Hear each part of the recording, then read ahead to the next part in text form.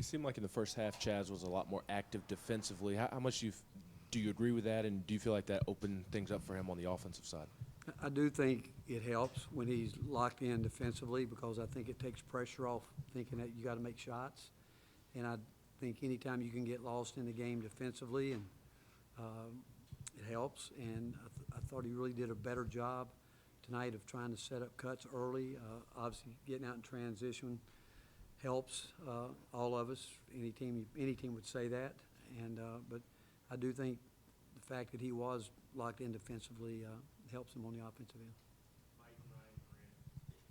What were the biggest emphases for film the other day, and what were the biggest improvements that you saw from the team from Vanderbilt to today defensively? Details, paying attention to the scout report, too many miscommunications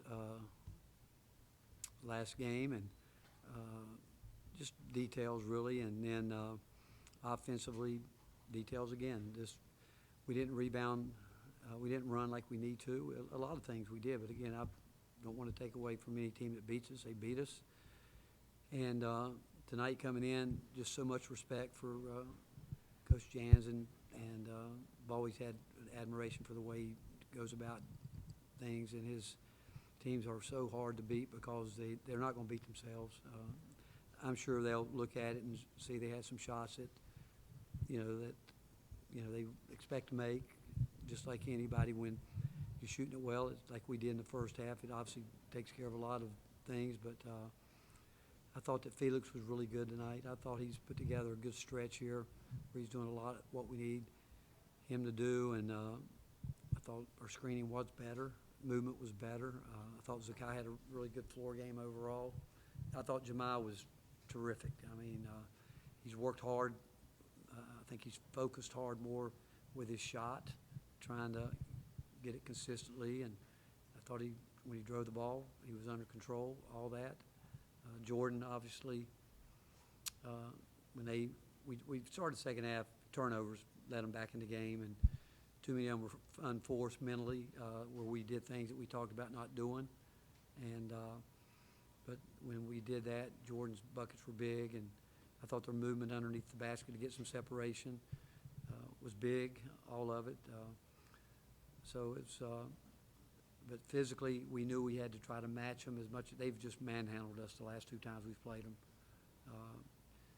Again, I love their style of basketball, the way they play, and spent a lot of time myself like that. And but just proud of the overall team effort. That was really a terrific team effort, and we needed it because otherwise we couldn't have gotten a win tonight. With Felix, when he brings the physicality that he's brought these last handful of games, how does that change at all, specifically on defense? Well, I think guys have been here. We still talk about there's still guys that are still learning the whole system overall. But what he's done, he's again, just what you said, he's brought physicality. We've lacked some of that. That's obviously something we really felt with he and JP at the beginning of the year with those guys, that we would be as physical as we've been in a long time. But with JP going down, we obviously lost part of that.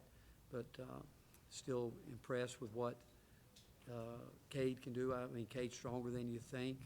Igor's stronger than you might think. D. Stone, those guys can do it a different way. But we need even Jamal when he goes there. He can guard. But what Felix is bringing us, rim protection. He's setting really. I mean, I think he's getting better at screens and all that. Just everything in particular. And I spent a lot of time with him the last 3 days working on a three-point shot, and he made one. You believe that, right? that was a design play. That was a big play, really. It was. Sometimes you get those, and Lord knows we needed one at that time. Are you surprised that details in a scouting report are an issue in a game in January with this group? No, and we'll have it some more probably, just because it's hard. Winning's hard. Winning's really hard. The mental side of it, getting guys to lock into it, is hard. I'm sure.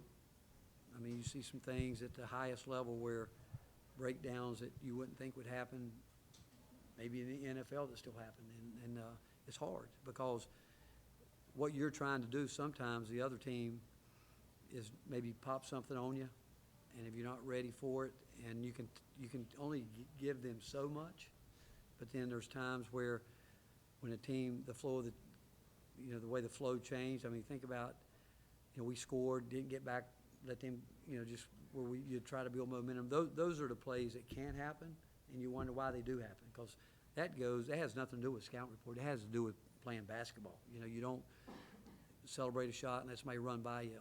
You go back, you build a wall. That should happen every single time, but for reasons it doesn't. Maybe a bad shot, turnover. You can't defend. We tell our guys we can't defend bad shots and turnovers. We can't. So feel has a lot to do with it. Grant, some guys they know exactly, and they're great at it. They just can absorb so much, and even not only what they need to do, they know what everybody else needs to do, and that's when you can really become really lethal on the defensive end. Coach in the back here, yesterday after practice you had a conversation with Chaz. What was said and how did he respond after that conversation? Well, he did what we talked about. I just keep telling him, he's at a different level. This is all new for him. Never been guarded physically, probably, never been bumped like he has been. It's just a whole different level, and he can't get open if he's not going to make 2, 3, something to get guys off of him. I mean, if you're being down, how you going to set them up? What's going to be your counter to it? And then you got guys waiting to get you open, but they can't screen if you don't get enough separation. They can get a body on you, and that was what it was about. Showed him tape, been showing him tape. But to be honest with you, we've done that all year, and sometimes it takes him a little bit longer. But I thought tonight he really did do some of the things that we have been talking about that allowed him to get some separation and get a good look at, and knowing where to attack on the court, the space he needs to get to, ready to shoot. Sometimes he comes off, he's not sure. Pastor's not sure what he's going to do. We need him to do what we need him to do, and the ball be delivered, because the guy guarding him is going to catch up if he doesn't get set quick. And I thought he did a pretty good job tonight, probably a better job recently than he has been getting himself ready to shoot the ball quicker. Coach, just what's it say about your guys, your maturity, the leadership to take? I mean, that had to be a pretty good job of taking the scout to the court in that first half defensively to hold him to 16 points. They did. I thought again, these guys want to be good. They know we've got to get better. They know that. They realize that. They know this league is a brutal league,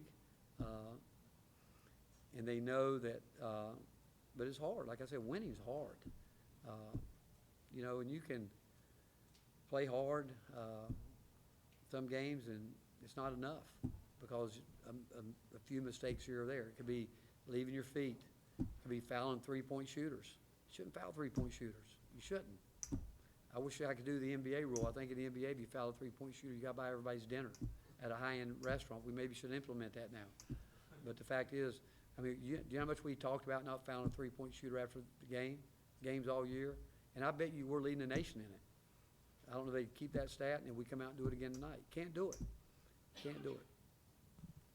Building off earlier when you were talking about that being a design play with Felix taking the three, how big was that for the momentum of the game to kind of get back in your favor? Well, they definitely took control of momentum. But, and, again, I'm not taking anything away from them, but you turned the ball over the way we did, and we got first 4 minutes, we went totally away from what we talked about at halftime, and they took advantage of it. They're too well coached, too many good players that, I call them, you throw lifelines to people, they're going to grab them, and they're going to, and it energizes them. It gives them a chance. Hey, having a 15, 20-point lead at halftime is not that big a deal. It really isn't.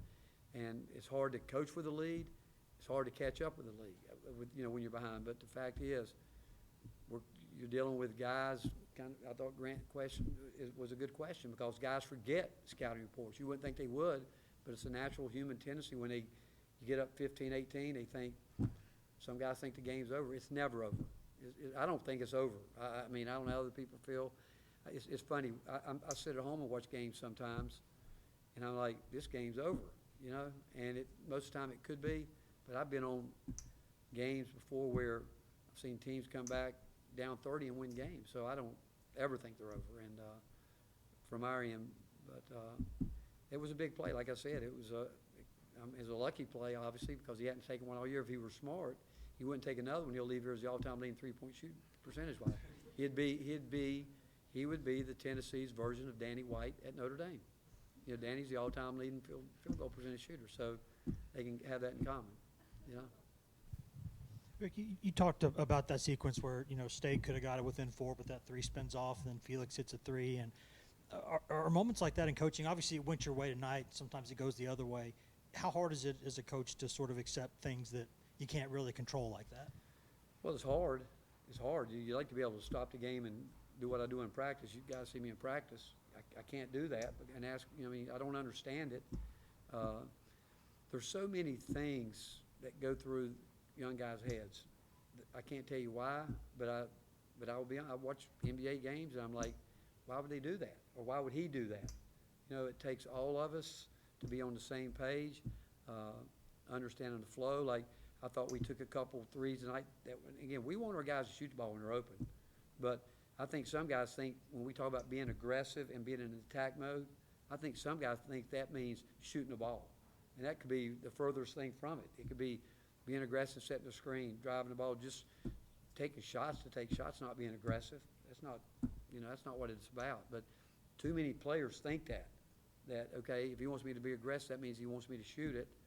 And that's not what I mean at all. Anything else? All right, thank you, guys.